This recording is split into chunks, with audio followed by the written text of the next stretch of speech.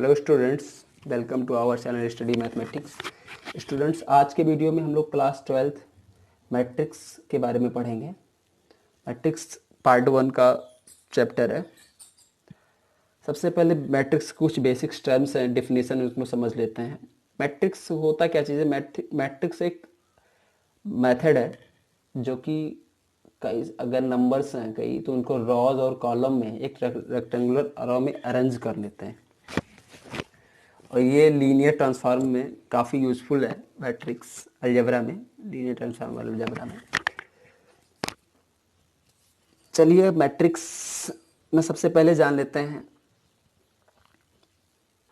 कि रॉज क्या है, कॉलम्स क्या है। रॉज जैसे इतने ही लिखे हुए हैं इसमें एलिमेंट, इसके अगर बोला जाए कि रॉज कितने हैं तो 1 2 3 रॉज हैं इस तरीके से। कॉलम्स कितने हैं? 1 2 3 कॉलम्स हैं। ऑर्डर क्या है? n क्रॉस n जो लिखा जाता है उसको ऑर्डर बोलते हैं। एलिमेंट क्या है? जो रेक्टेंगुलर एरे के अंदर जो नंबर्स लिखे होंगे वो एलिमेंट कहलाएंगे इसके। चलिए क्वेश्चन जैसे कि है, एक मैट्रिक्स आपको दे दी गई है 2 3 4 5। अब इसमें पूछा जाता है कि कितने ऑर्डर की है। ये 2 क्रॉस 2 ऑर्डर की है क्योंकि m की वैल्यू कितनी है? 1 2। n की वैल्यू कितनी है? 1 2। तो 2 क्रॉस 2 की मैट्रिक्स है। अगर इसमें आपसे ये पूछ लिया जाता है कि A11 बताओ, इसमें आपसे ये पूछ लिया जाता है A11 बताओ, तो A11, अच्छा इसमें AIJ के फॉर्म में किसी एलिमेंट की प्लेस को जानना है तो AIJ के फॉर्म में लिखते हैं। तो AIJ बेसिकली I क्या रॉ को रिप्रेजेंट करता है, J क्या है कॉलम को रिप्रेजेंट करता है। तो अगर A11 कहा जाता है तो इसमें बोला गया है कि मैट्रिक्स कोई मैट्रिक्स है, A11 बोला गया है तो इसमें I का फर्स्ट रो का first column, first row and first column का एलिमेंट बोला है, first row and first column element बोला है। तो जैसे कि इस क्वेश्चन में अगर बात करते हैं A11 पूछा गया है आपसे A11, तो इस क्वेश्चन में A11 क्या होगा? फर्स्ट रो की, हाँ ये कहाँ है? यहाँ पे है। टू फर्स्ट कॉलम कहाँ पे है? यहाँ पे है, तो 2 हो जाएगा first row and first column. A13 बोला जाए तो फिर रॉ तो कहाँ है? यहाँ पे है 13। 3 इसमें कॉलम है ही नहीं तो इसका 0 हो जाएगा, कोई मतलब नहीं बनता उसका। फिर 8 12 बोला जाए तो फर्स्ट रो कहाँ है? 1 I यहाँ पे है। कॉलम्स I जैसे 8 12 बोला गया है तो I की वैल्यू 1 है तो 1 लिखा गया, और J की वैल्यू 2 है तो 2 के उस पर देखते नहीं, 2 के नीचे देखते हैं। I के 1 के सामने 2 के नीचे देखते हैं क्योंकि I के सामने और 2 के नीचे, तो 2 के नीचे देखेंगे क्योंकि 12 कह रहा है तो J की वैल्यू 2 है तो इसके नीचे आएंगे, इसके सामने तो 3 आ रहा है। A12 कितना हो जाएगा? 3 हो जाएगा। तो किसी एलिमेंट के अगर जैसे कि इफ एलिमेंट किसी मैट्रिक्स में एलिमेंट को जानने हैं तो इस तरीके से जान जाते हैं हम लोग। जैसे कि ये क्वेश्चन दिया गया है आपको। क्वेश्चन ये है कि 2 4 8 6 5 3। सबसे पहले इसके ऑर्डर देखने हैं, तो ऑर्डर देखेंगे कितने ऑर्डर की मैट्रिक्स है। तो 1 2 ऑर्डर है, m की वैल्यू 2, कितने और n की वैल्यू कितनी है? 1 2 3 3। तो 2 क्रॉस 3 इसके ऑर्डर है। वर्टिकल लाइन जो होगी इस तरीके से लाइन, वो कॉलम होंगे, n की वैल्यू होगी। हॉरिजॉन्टल लाइन इस तरीके से जो लाइन होगी वो m की वैल्यू होगी। m पहले लिखते हैं, m क्रॉस n लिखा जाता है। एलिमेंट जो यही है। अब इसमें पूछ लिया जाता है आपसे, ऐसे मैट्रिक्स है, आपसे पूछा जाता है A13 बताइए। A13 is what? तो A13 इसमें होगा क्या? A13 की बात करेंगे अगर तो 1 पे आइए, I की वैल्यू 1, यहाँ पे 2 है, यहाँ पे J की वैल्यू 1, J2 है, J3 है। तो A1 IJ के फॉर्म में लिखा जाता है कोई चीज़। अब AIJ, I कहाँ पे है? 1 पे है, 1 देखो। J3 कहाँ पे है? यहाँ पे है। तो इसके सामने या इसके नीचे कौन सा एलिमेंट है, 5 है, तो A13 कितना हो जाएगा, 5 हो जाएगा। चलिए अब A22 के बारे में बात करते हैं। तो I कितना है, 2, I2 है तो I2 पे आते हैं, 2 वाले में आ जाते हैं, और J कितना है, 2 है, तो 2 वाले पे आ जाते हैं, इसके नीचे आते हैं, 2 वाले पे, इसके सामने इसके नीचे, तो कि J की वैल्यू 2 है, I की वैल्यू भी 2 है, तो इसके सामने और इसके नीचे आएंगे तो 6 होगा, तो A22 6 हो जाएगा एलिमेंट।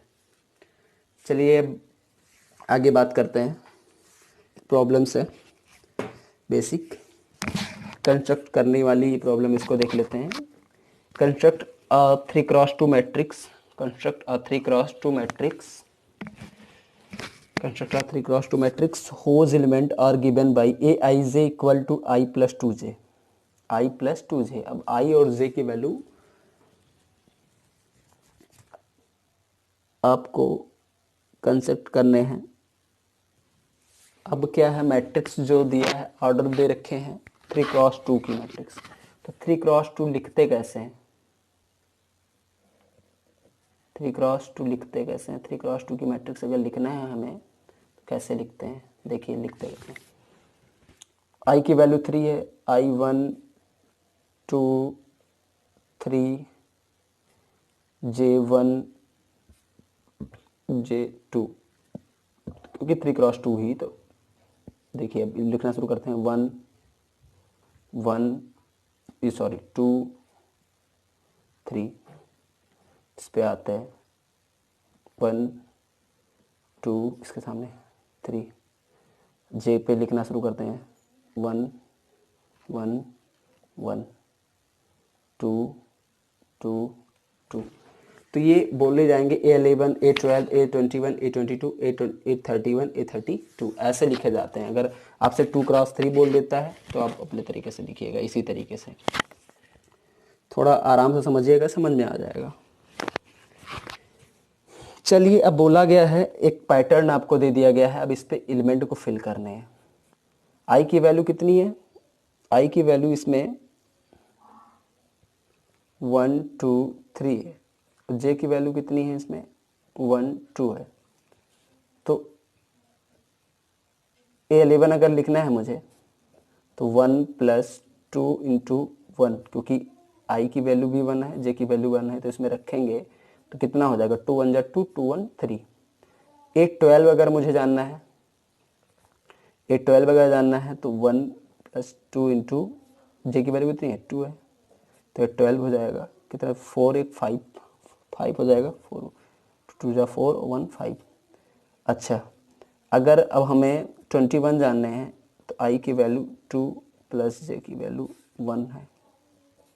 यहाँ से देखिए आई जे का फॉर्मेशन लिखा हुआ है, आई प्लस 2 जे, आई और जे की वैल्यू पुट करनी है, आई रो है जे कॉलम है, समझ गए ना।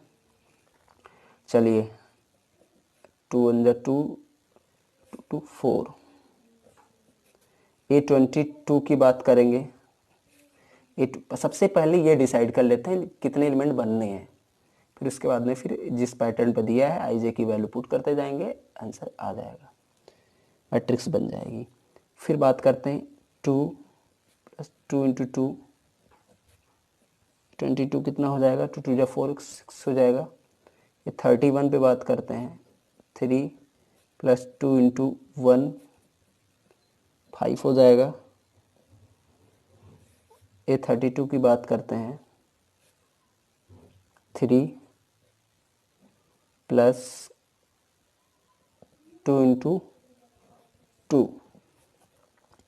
7 हो जाएगा। मैट्रिक्स क्या बनेगी मेरी, फाइनली मैट्रिक्स बनेगी, हेंस ए मैट्रिक्स थी, इसका नाम ए है, मैट्रिक्स क्या बनेगी, A11 कितना है 3, A12 कितना है 5। A12 कहाँ लिखा जाएगा, यहाँ लिखा जाएगा क्योंकि आई के सामने है, जे पे 2 2 के नीचे, तो